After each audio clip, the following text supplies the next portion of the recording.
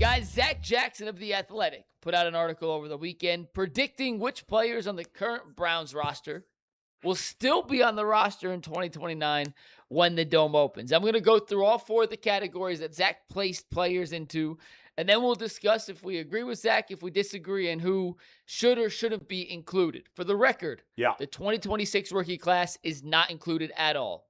Zach said, until I see you play an eligible snap, right, I understand. I cannot make a determination. So when you look at this, nobody in the 2026 rookie class will be on it. Before I start, Bull, did you have a question?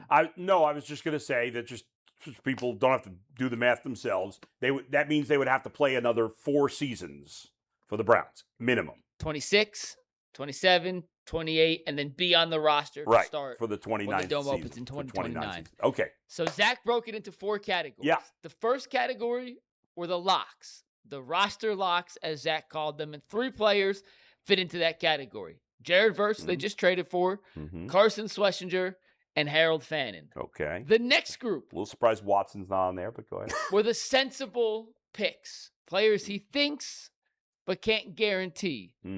Mason Graham, Quinshon Judkins, and Tyson Campbell. His next category were the maybes. I don't know, but definite maybes, as he put it.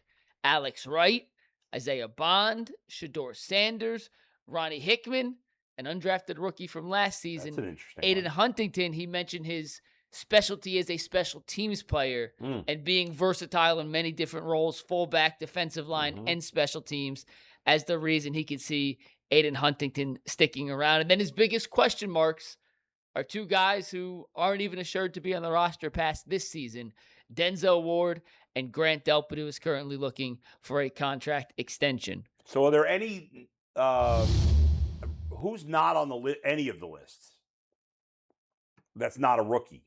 Like Jerry Jeudy? Yeah, so if they're not on the list. The entire offensive line?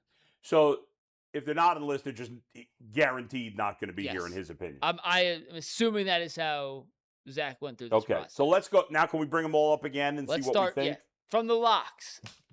He had the 3 locks of Jared Verse, Schlesinger, and Schlesinger, Verse, and Fannin. I would agree that those guys are all locked. Would you add anyone else to this? Is the question. Well, before we see if we would add anybody else, does anybody think one of these guys is not a lock? No, I'd say they're all locks. G? Now, are we taking into consideration contract extensions and everything? Of course. Yes. Yeah. Like say, for instance, Factoring everything in. Yeah, I would say so. Like Jared Verse, they traded him for Myles Garrett. Like, it's something horrendous has to happen if he's not here. Right. Carson Schlesinger probably be a captain of the defense, and those guys are locked. All right. Is there any? Let's bring up the next group to see if we want to add any of them to the roster locks. Yeah, I'd put Mason Graham on the locks. That's what I was going to say. I would too. I'm surprised that I'd like to know why he. I guess that would mean the argument would be. That means he's a top 5 pick and you didn't re-sign him. Right, you didn't pick up his 5th-year option. Which is crazy. No, you have to. I mean, I get that would tell me Zach's not convinced Mason Graham's worth a 5th-year extension for sure. Yeah. Now, I think he played well, and we were critical of him at times, but I thought he played well enough that I would lean towards he's more likely to be here. So I agree. I would put Mason Graham on the locks list. G? Yeah, I would, because you would have to. As a general manager, assuming Andrew Berry is still here. Well, that's a pretty big assumption. So that's as well. So here's the thing. I don't think Andrew Berry's a lock. I'll say this. It all depends. Yeah. On who's still here. If he's not here and it's another general manager, then but it also necessarily doesn't mean, especially if they're bad. Well, they might not pick bad. Even Berry's not going to pick up a 5th-year option if the guy's a bad player, but.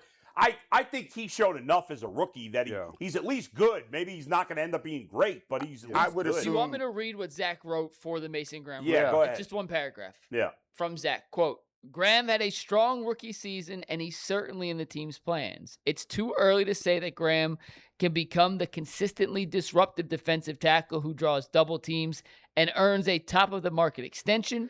But as long as he's healthy and playing well, he figures to still be on the team in 2029. Remember, this is the sensible picks. Yeah. Most likely, I just think the reason I would say a lock, and obviously I wouldn't say a lock for the other 2 guys on this list, is that ultimately Zach's right. you don't know if he's going to be worthy to a long-term extension. But usually you pick up a guy's 5th-year option unless he's right. not good. He's a top 5 And pick. I think he'll be at least good enough to get his extension picked up. Yeah. Now, if the list was for 2030, maybe I would have him in sensible and not locks. But I would put him at lock. Tyson Campbell, I would drop him a little bit lower. I would definitely. I mean, Quinshawn and Campbell are not on the locks. No way. Like Tyson Campbell, how old is he? Tyson Campbell, it's a good. I can pull it up. Hold on, I don't have his page. I don't think he's that old. He's not. I mean, I think he's 26. Like he's not that old for sure. But still, he's pushing 30. He'd be 30. Yeah. He turned 26 in March of this year. He was born in 2000. So he's going to play his age 26 season now. Yes. Right. So it'll be his age 29 season. I mean, if we're talking about Denzel Ward, who's a better player, being gone. The difference is Campbell's under contract through the 29 season. Okay. Why I think he falls. Right, but probably there's no guaranteed money. It's not guaranteed money, but technically. So bring up the next list for a second so we can debate. And these are the definite maybes. Are any of these guys more likely to be on the team in 29 than Tyson Campbell and or Quinshawn Judkins? No. Alex Wright? His extension ends after the 28th season. So and how old will he be then? Alex Wright is currently 25 years old. He turns 26 this season. I mean, I think Alex Wright has just as good a chance of being here in 29 as Tyson Campbell. I do too. I would move him up. I might move Alex Wright up or move Campbell down, one or the other. Ronnie Hickman, I would probably Ronnie Hickman I would not have on this list. I wouldn't either. Or Aiden Huntington. If it's being defined as definite maybes, I would not have Shedeur Sanders on the list either.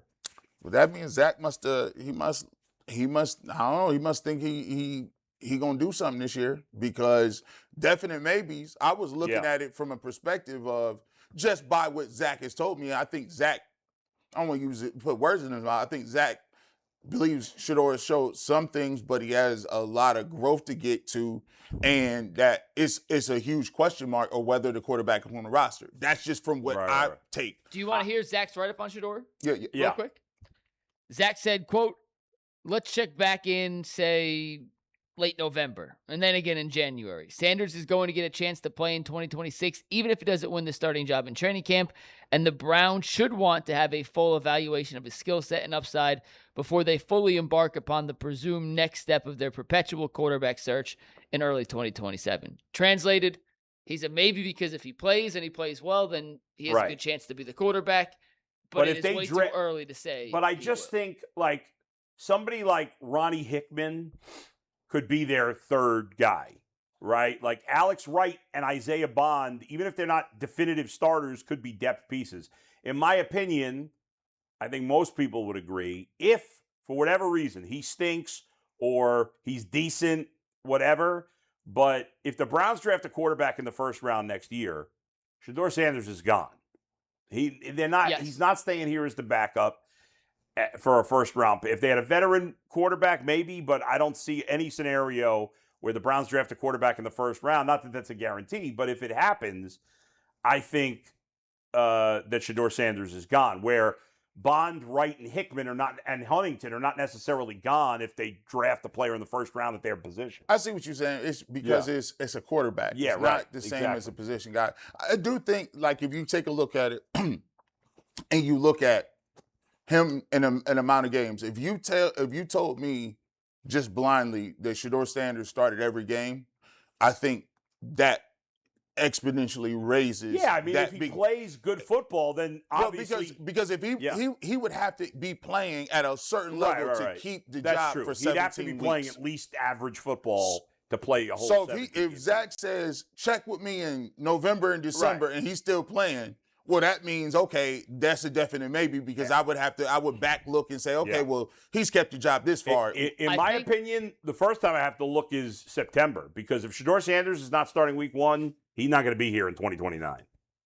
I'd be stunned. I mean, the Browns have had 40-something quarterbacks since 99, which is more than a quarterback per year, which means thinking the same quarterback will be here in 4 years is not impossible. That's the goal. but it certainly would be going against the grain of what we've seen with this franchise. So for me, I would 30+ put years. Alex Wright on the previous list. Of the sensible picks. Yeah. I'd move Mason Graham up one. I'd move Alex Wright up one. And then I would take, for the next one, for the definite maybes, I would have Bond and Huntington only. And I'd put Hickman and Sanders, whatever in that next group. The definite maybes, I would probably take Ronnie Hickman off just because of what they drafted him and Grant Delpit, they moved on from him. All depends on how. Well, they haven't moved on from him yet. Yeah, They may. Yeah.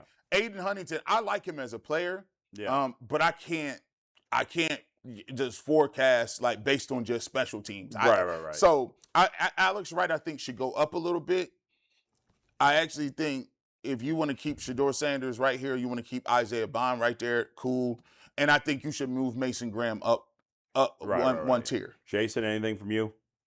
No. Mike, anything from you that you didn't like? You agree with us? Disagree? What do you got? No, I like this. I'm curious with the last part of this, though. The biggest questions: Ward and Delpit. I don't see any world Denzel's still here in 29. I agree with Denzel. What about Delpit?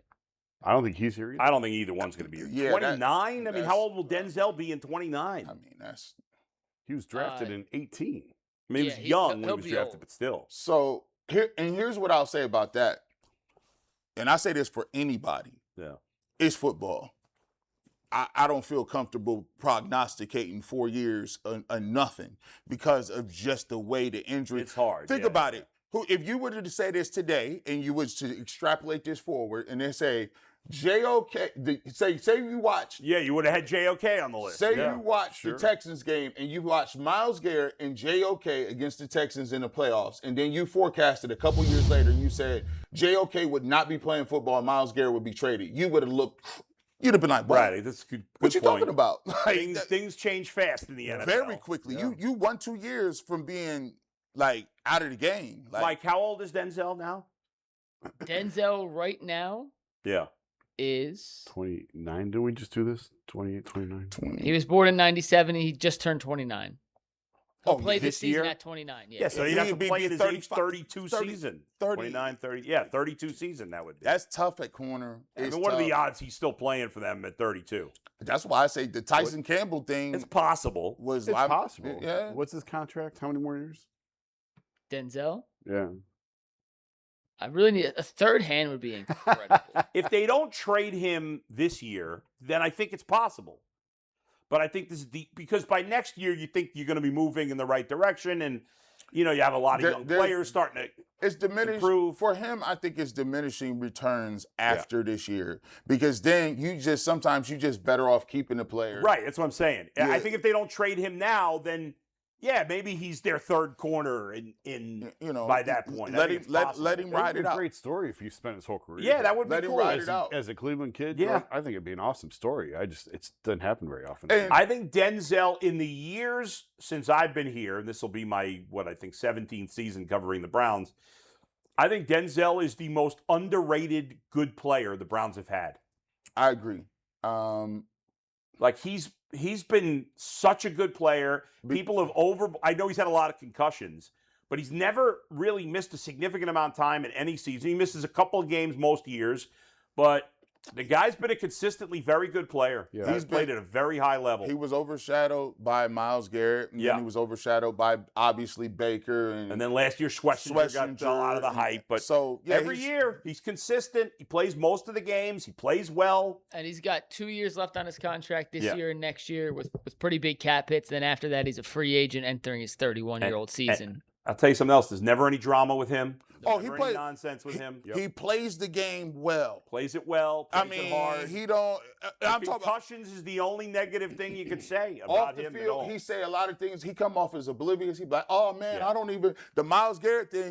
He was like, "Hey, listen, Myles got traded." He didn't say nothing. He was like, "Oh yeah, man, I'm." And to me, I got the softball. To me, the way he has played against Jamar Chase is he's almost the biggest worth it. reason why I'm so impressed by him, because he locks him up. He plays Jamar Chase. He's the only corner in the league that dominates Jamar Chase. The only one. There's nobody else.